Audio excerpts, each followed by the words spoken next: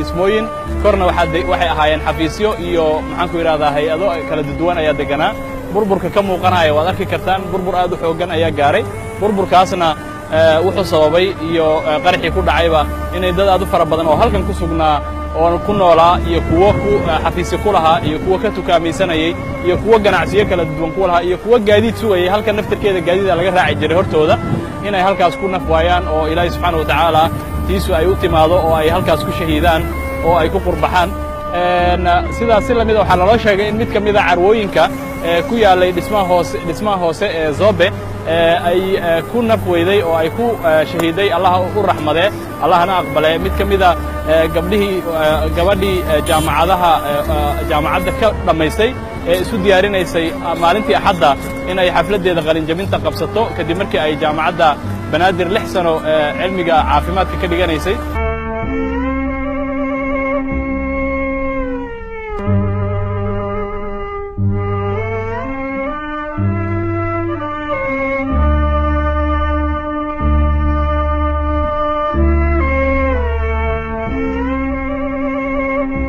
waxay ahayd meel aad zaxmad u ah aadna ay u adag tahay in wixii cirka loo tuuro ay dhulka iyadoo aan dad ku dhicin ay soo laabato wixii halkan yeelay oo dhan qaraxan uu sii galaaftay waa uu sii maray dad aad u fara badan oo halkan ku laayay dhankan oo ay hooyooyin business yar ku lahaayeen miisas yar oo ay ku iibiyaan loos iyo maxaan ku yiraahdaa shaah iyo cabitaano yar dhankaas kale casayaal ayaa joogay waxa ku sii xigay haween iyaguna shaah xagga ku iibin jiray oo iyagana dadka doonaya inay gawaarida raacaan iyo kuwa ka dagaya iyo kuwa danaha ka soo yeesha businessyadan iyo xataa isbitaallo iyo goobo caafimaad oo dhinacaas kale ku yaalay ay dadka ku sugi jireen wixii halkan joogay oo dhan dhibaato ayaa gaartay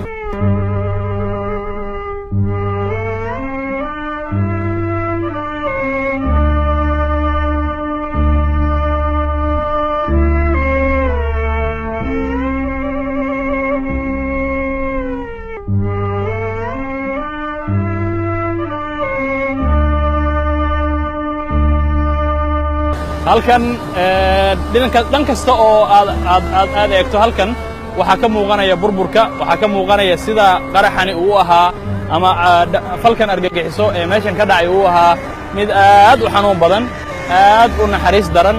aad u devastating u ah aad burburkiisa iyo khasaaraha uu geysanaya uu u badan yahay halkan waxaa joogay haween Soomaaliyeed halkan ayay ku gedi jireen shidaal halkanna waxaa laga raaci jiray gaadiidka u socda dhinaca Afgooye iyo gobolada Shabeellooyinka ama Shabeellada hoose halkan ayaa laga raaci jiray meeshan bacda kale waxaa lagu gedi jiray shidaal ay haween Soomaaliyeed hooyooyin Soomaaliyeed ay halkan ku iibiyaan dhinaca dhabarkoodana waxaa ahaa tukaaman iyo goobo ganacsi iyo businessyo yar iyo carwooyin iyo goobo electronicska iyo kombiyuutarada iyo qalabkaas teknolojiyada lagu gado dhinacaas kale waxaa ku taalay maqaayad ay dad aad u fara badan fariistaan oo ay ka cunteeyaan dhinacaas kalena waxaa ku yaalay sariflayaashii halkaas ku ganacsanayay iyo hooyooyinkii shidaalka gadayay iyo dadkii bi'alka saarnaa ee u safrayay iyo kuwii ka degayay iyo kuwii goobta ku nasanayay iyo dadkii lugeynayay iyo kuwii carwooyinka wax ka iibsanayay dhammaantoodba waxa gaaray khasaare aad u weyn waxa gaaray dhaawacyo waxa gaaray dhimasho in badan oo kamida ilaahay subxaanahu wa tacaala ayaa oofsaday halkaas ayay ku naf waayeen ilaahay waxaan uga baryaynaa inuu u naxariisto waxaana halkan ka dhacay wax aad u weyn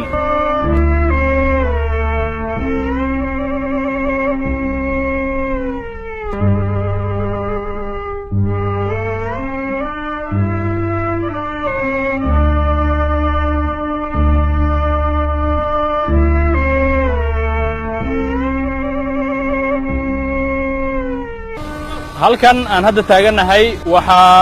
aad arkaysaan birahani waxay ahaayeen shubka baalayaasha korontada mid ka mid ah shirkadaha korontada bixiya ay halkan ka taageen waad arkaysaan sida ay isugu bedeshay burbur sidan ayaa qaraxu u baabiyey dhagxaantii ku dhex jirtay iyo shubkii ku dhex jiray oo dhan way baxeen dad ayayna siya galaafteen oo ay naftooda sabab u noqdeen in halkan ku burburaan halkan waxaa fadhiisan jiray haween hooyooyin Soomaaliyeed ayaa halkan joogay halkan ayay qaarkood shidaal ku iibin jireen halkan ayay qaarkood qaad ku iibin jireen halkan ayay qaarkood ku lahaayeen cooshado yar oo ay ka maareeyaan carruurtooda bal ila qiyaas halkee haddii dhagxaantii halkan ka taagnayd iyo shubkii halkan ka taagnaa uu sidan isku beddelay ma ila qiyaasi kartaa hooyadii halkan fadhisay waxa gaaray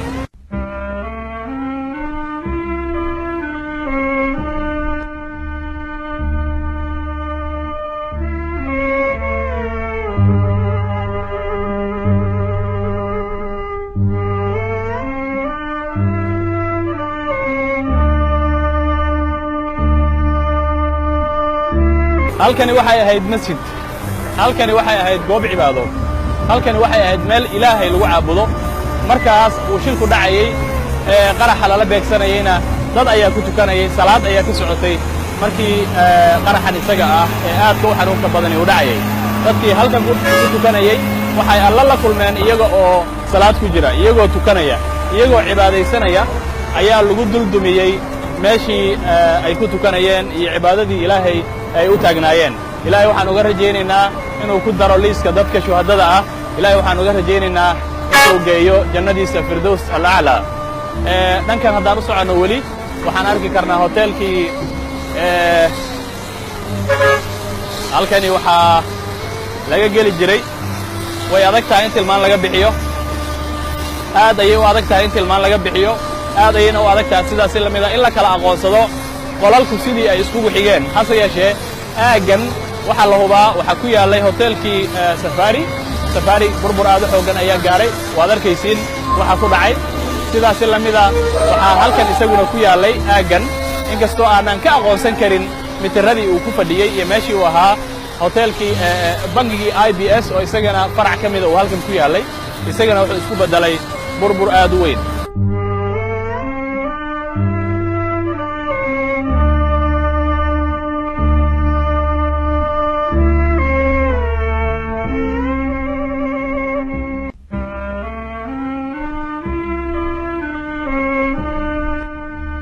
dhankaas oo aad u jeediin halkani dadku aad uma arki jirin markii hore laakiin waad arkaysaan burburku sida uu saameeyey qolalkii ayuu dadka ugu dhex galay guryihii ayaa burburay waa bishacas meeshii la dhihi jiray dhinacaan soke ila qiyaas hooyooyinkii halkan shidaalka ku iibinayey iyo casayayaashii halkan joogay iyo dadkii lugaynayey iyo gaadiidkii biyalka ahaa ee dhankan u socday ama maaragtay bisnisyadii yaryaraa ee halkan ku yaallay oo dhan waxay isku beddeleen sidan gaadiidkaas aad arkaysiin ee xagga ka muuqanaya ee gadaal loo riixay si laa iraadi ah ayuu meesha u tegey waxaa lagu qasbanaaday dadkii halkaas gaadiidkaas saarnaay oo dhan way ku gubteen way ku baaba'een wayna ku basbeeleen